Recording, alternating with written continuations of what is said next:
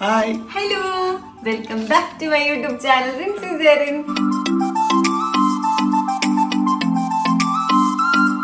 ഇന്ന് നമ്മൾ വന്നെന്താ അറിയോ, അത് കാണിച്ചു കൊടുത്തായിരിക്കാം. കണ്ടേ കുറേ സാധനങ്ങൾ നമ്മൾ നിരത്തി വെച്ചിട്ടുണ്ട്.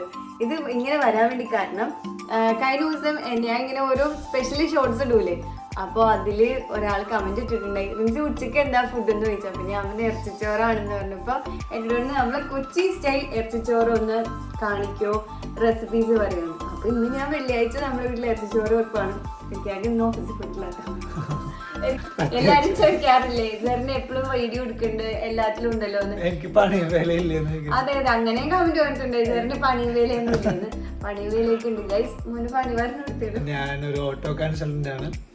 ഭൂരിഭാഗം വർക്കും ഒരു 70% വീട്ടിലിരുന്ന് വർക്ക് ചെയ്തിട്ട് ബാക്കി ഓഫീസിൽ പോകണം. അപ്പൊ ഓഫീസിൽ കുറച്ച് ടൈമേ ഇരിക്കാൻ സ്പെൻഡ് ചെയ്യാറുള്ളൂ. എന്തായാലും ഇരിക്കാൻ മിസ് ചെയ്യുന്നുണ്ടാണ് അവന്. അങ്ങനെയാണ് മാക്സിമം ഞാൻ ശ്രമിക്കുന്നുണ്ട് പുറത്തേക്ക് പോകാൻ, പക്ഷെ നടക്കല്ല. അപ്പൊ നമ്മളെ വിഷയത്തിൽ നിന്ന് വീണ്ടും തെന്നിമാറിക്കൊണ്ടിരിക്കുന്നു. അപ്പൊ നമ്മുടെ കൊച്ചി സ്റ്റൈൽ ഒരു പെട്ടെന്ന് ഉണ്ടാക്കാൻ പറ്റുന്ന ഒരു ഇറച്ചിച്ചോറ് കാണിച്ചെടുക്കാലായിരിക്കാം. അപ്പൊ നമ്മൾ ഇറച്ചിച്ചോറിന് വേണ്ട സാധനങ്ങൾ കാണിച്ചുതരാം. ഫസ്റ്റ് നമുക്ക് വേണ്ടത് നമ്മുടെ സൂര്യക അരിയാണ് കേട്ടോ. ഇതിന്റെ വേവൊക്കെ എങ്ങനെയാണെന്ന് എനിക്കറിയാം, പക്ഷെ സൂര്യക അരിയാണ് ഇങ്ങനത്തെ അരിയാണ് നമുക്ക് വേണ്ടത്. ഇത് ഞാൻ 1 കിലോ അരി എടുത്തിട്ടുണ്ട്. ഒരു 3/4 കിലോളം ഇറച്ചിയുണ്ട്. ഞാൻ കഴുകി ക്ലീൻ ചെയ്ത് വെച്ചേക്കുവാണ്. ഇതൊരു 4 കുഞ്ഞു സവാള എടുത്തിട്ടുണ്ട്. ഇപ്പൊ 3/4 കിലോ ഇറച്ചിക്കുള്ളതാണ്. ഇത് 4 സവാള ഉണ്ട്, പിന്നെ 3 തക്കാളി ഉണ്ട്, വെളുത്തുള്ളി. ഇന്ന് ഇതിരിക്കുന്നത് വെളുത്തുള്ളി, ഇഞ്ചി, പച്ചമുളക്, വേപ്പില, കുഞ്ഞുള്ളി. അപ്പൊ ഇത്രയും സാധനങ്ങളൊക്കെ കൂടി ഒന്ന് ചതച്ച് വെച്ചേക്കുവാണ്. പിന്നെ നമ്മള് മല്ലിച്ചീര പുതിന. കുറെ നാട്ടിലെ ആൾക്കാരുണ്ടല്ലോ ആയിരിക്കാം മല്ലിച്ചീര പുതിനെ മല്ലിച്ചപ്പ് എന്നൊക്കെ പറയും. എനിക്ക് കേൾക്കുമ്പോൾ ചിരി വരും കേട്ടോ, പക്ഷെ നമ്മുടെ ഇവിടെ മല്ലിച്ചീര എന്ന് പറയുന്നത്. പിന്നെ ഇത് വേണ്ടത്, ഇത് ഓൾ സ്പൈസസ് എടുത്തിട്ടുണ്ട്. നമ്മൾ ചോറ് വെക്കുമ്പോൾ ഓരോ സ്റ്റെപ്പായിട്ട് കാണിച്ചുതരാം. ഇങ്ങനെ പറയുമ്പോൾ അതിന് കൺഫ്യൂഷൻ ഇല്ല, പക്ഷെ വളരെ ഈസിയാണ് ഞാൻ കാണിച്ചുതരാം. ഇപ്പൊ നമ്മൾ ഉണ്ടാക്കാൻ വേണ്ടിയിട്ട് ഫസ്റ്റ് നമ്മളൊരു കുക്കർ എടുക്കാം. ആദ്യം നമ്മുടെ സവാള ഇട്ട് കൊടുക്കാം. അതിനുശേഷം നമ്മൾ കഴുകി ക്ലീൻ ചെയ്ത് വെച്ചേക്കുന്ന ബീഫ് ഇട്ട് കൊടുക്കാം. അതിനുശേഷം നമുക്ക് മേളിൽ പച്ച മസാല ഇട്ട് കൊടുക്കണം. അതിനുശേഷം നമ്മൾ തക്കാളി ഇത്ര ഇട്ടിട്ട് വലിയ കുക്കറിൽ വിസിൽ വരാത്തോണ്ടാണ് ഞാൻ ചെറിയ കുക്കറിൽ ഇട്ടേക്കുന്നത്. പിന്നെ ചെയ്യുമ്പോൾ കുറച്ച് നല്ല വിസ്താരമുള്ള കുക്കറിൽ ചെയ്താൽ മതി. പിന്നെ നമ്മൾ പാകത്തിന് ഉപ്പിട്ട് മഞ്ഞളിടാം. എന്നിട്ട് നമ്മൾ ഗരം മസാല ഇടണം. ഗരം മസാല ഇടുമ്പോൾ കുറച്ച് അധികം ഇടണം കേട്ടോ. അതിനുശേഷം നമ്മൾ വെളിച്ചെണ്ണ ഇതിന്റെ മേളിൽ ഇട്ട് കൊടുക്കാം. മല്ലിച്ചീര പുതിയ അതെ, കൈയൊക്കെ നല്ല വൃത്തിക്ക് കഴുകാം. എന്നിട്ട് എല്ലാം കൂടി കുഴച്ചു കൊടുക്കാം. കയ്യിൽ കുറച്ച് വെളിച്ചെണ്ണ തടവിയിട്ട് വേണോട്ടെ നിങ്ങൾ കുഴക്കാം, അല്ലെങ്കിൽ കൈ നന്നായിട്ട് പുകച്ചിലെടുക്കും. പിന്നെ കൈയിലോണ്ടൊക്കെ ഇളക്കാന്ന് കോർക്കും, പക്ഷെ കൈ കൊണ്ട് ഇളക്കിയാൽ ആ ഒരു രുചി കിട്ടൂലെന്നാണ് എൻ്റെ മനസ്സ് പറയുന്നത്. എൻ്റെ മേഘ കൈ കൊണ്ടൊക്കെ കുഴച്ചാണ് വെച്ച് തന്നേക്കണം. അപ്പൊ എല്ലാം കുഴച്ച് ഇതുപോലെ സെറ്റ് ആക്കിയിട്ടുണ്ട്. ഇങ്ങനെയാണ് ഇത് ഇരിക്കേണ്ടത്. അത് ഞാൻ ഇതിന്റെ മേൽ ഓൾറെഡി ഞാൻ പച്ചമസാല ചതച്ചപ്പോൾ വേപ്പിൽ ഇട്ടിട്ടുണ്ട്. ഭംഗിക്ക് ഇങ്ങനെ വെച്ചിട്ട് ഇത് മാസ്റ്റർ പീസ് ഇല്ല, എപ്പോഴും ബിസ്മിഞ്ചയിലേക്ക് കത്തിച്ചാൽ മതി, ബാക്കിയൊക്കെ അനുഭവിക്കോളും. ഞാൻ പറയല, നാം പാതി ദൈവം പാതി. നമ്മളെ ഫുൾ എഫേർട്ടും എല്ലാം അതിൽ കൊടുക്കാം, നമ്മളെ മുഹബത്തൊക്കെ കൊടുക്കാം, ബാക്കി അനുഭവിക്കോളും അല്ലേ? അപ്പൊ ഇത് സെറ്റ് ആയിട്ടുണ്ട്. ഇനി നമുക്ക് വേഗം ചോറ് വെക്കാൻ വേണ്ടി അടുത്ത സ്റ്റെപ്പാണ് കേട്ടോ. ഒരു സ്റ്റെപ്പ് കഴിഞ്ഞിട്ടുണ്ട്. ഇത് കണ്ടല്ല, എല്ലാം കൂടി നന്നായിട്ട് കുഴച്ചിട്ട് നമുക്ക് കുക്കറിൽ അടിച്ചിട്ട് നമ്മൾ നോർമൽ ഇറച്ചി വേഗണ ആ പാകം തന്നെ. എൻ്റെ വീട്ടില് 4 വിസിലൊക്കെ വരും.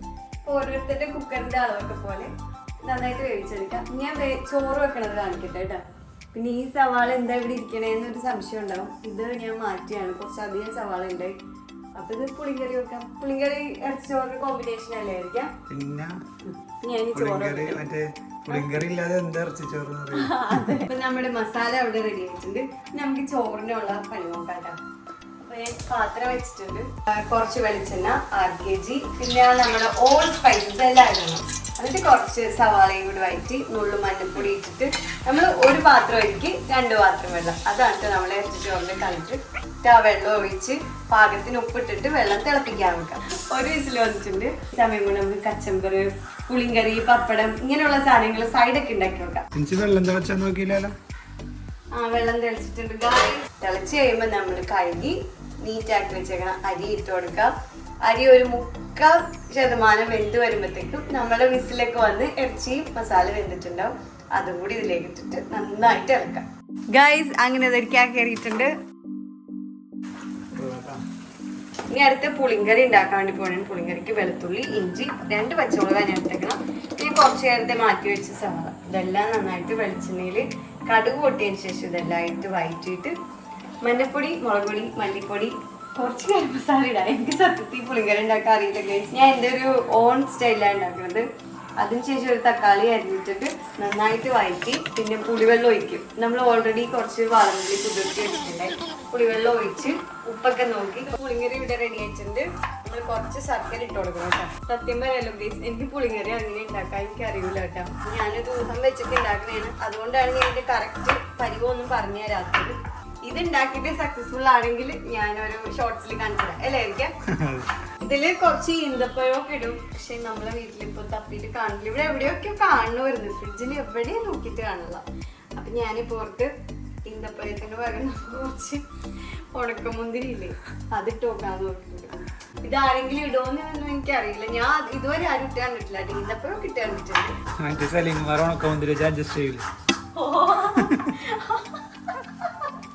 അതെ, ഞാൻ പിന്നെ ഒരു ഉണക്കമുന്തിരി വെച്ച് അത് അങ്ങോട്ട് അഡ്ജസ്റ്റ് ചെയ്തു. അതല്ലേ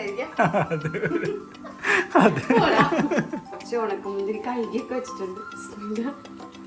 നന്നായി പറഞ്ഞിട്ടോ. പ്രത്യേക സാഹചര്യങ്ങളിൽ വേറെ ഇട്ട് ട്രൈ ചെയ്തവരൊക്കെ ഉണ്ടെങ്കിൽ കമന്റ് ചെയ്യണം കേട്ടോ. നമ്മൾ ഇറച്ചിച്ചോറ് എന്തായാലും നോക്കട്ടെ. ഏകദേശം വറ്റിയിട്ടൊക്കെ ഉണ്ട്. ഇനി നമുക്ക് ഇതില് കുറച്ച് മല്ലിച്ചീരയൊക്കെ ഇട്ടിട്ട് ഗാർണിഷ് ചെയ്ത് 10 മിനിറ്റ് അടച്ചു വെച്ചിട്ട് എടുത്ത് നമ്മളെ ഇറച്ചിച്ചോറ് റെഡി ആയിട്ടുണ്ട്. വിശപ്പിന്റെ വിളി കൂടി നമ്മളെ ഇറച്ചിച്ചോറ് ഇവിടെ റെഡി ആയിട്ടുണ്ട് ഗായ്സ്. അതാണ് നമ്മളുടെ കൊച്ചി സ്റ്റൈലിന്ന് എടുത്ത് പറയാമോന്ന് എനിക്കറിയില്ല. ഇനി എല്ലാരും വേറെയാണ് വെക്കണെങ്കിലും ഇപ്പൊ എന്റെ വീട്ടില് ഇങ്ങനെയാണ് ഉണ്ടാക്കുന്നത്. അപ്പൊ എല്ലാരും ഇതുപോലെയൊക്കെ ഉണ്ടാക്കി ഒന്ന് ട്രൈ ചെയ്ത് നോക്കിട്ട് കമന്റ് ബോക്സിലേക്ക് അറിയിക്കുന്ന ഇങ്ങനെയുണ്ടെന്ന്. അപ്പൊ എന്തായാലും അടിപൊളിയായിരിക്കും. കണ്ടിട്ടൊക്കെ കഴിച്ചു നോക്കണം. പിന്നെ ഉണ്ടല്ലോ ഗൈസ്, നമ്മളെ പുളിങ്കറി ഞാൻ ആകെ ഫ്ലോപ്പ് ആവുന്ന വിചാരിച്ചിട്ടുണ്ട്. പക്ഷെ നല്ല ടേസ്റ്റ് ഉണ്ട് കേട്ടോ. എനിക്ക് ഭയങ്കര ഇഷ്ടമായി. ഇപ്പൊ നമ്മുടെ കംപ്ലീറ്റ് ഇറച്ചിച്ചോറിന്റെ വീഡിയോ ഇവിടെ കംപ്ലീറ്റ് ആയിട്ടുണ്ട്. അപ്പൊ എന്റെ കമന്റ് ബോക്സിൽ എനിക്ക് അയച്ചിട്ടുണ്ടായിരുന്ന ഒരാള് കൊച്ചി സ്റ്റൈൽ ഇറച്ചിച്ചോറ് കാണിക്കാന്ന് വെക്കും. ഇതാണ് നമ്മളുടെ ഇറച്ചിച്ചോറ്.